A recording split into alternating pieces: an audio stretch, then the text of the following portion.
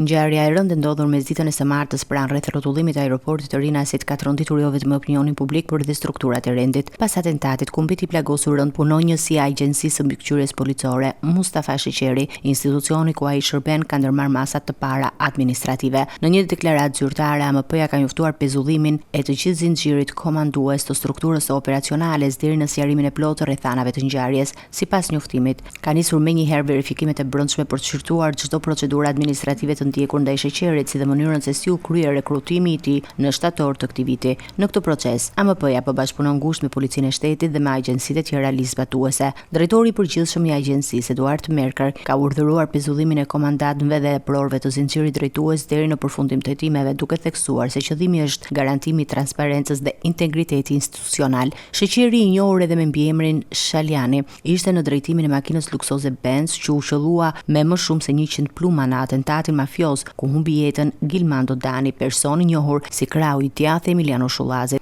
Ai ndodhet në gjendje kritike në reanimacion, intubuar dhe me 10 plag nga plumbat, 2 prej të cilëve në kokë. Edhe pse nuk rezulton me precedent penal, fakti që agenti i AMP-s ndodhi në shoqërinë e një personi me të kaluar kriminale ka ngritur pikpyetje serioze mbi kriteret e përzgjedhjes dhe integritetit profesional të tij. Kjo ka shtyrë drejtuesit e agjencisë të thellojnë hetimet për mënyrën e rekrutimit dhe kontrollin e figurës së punonjësve të rinj në sistemin e mbikëqyrjes policore. Ndërkohë, hetimet për atentatin po vijojnë në disa pista, përfshirë dhe mundësinë që ngjarja të lidhet me konflikte të mëparshme të Gilmando Danit.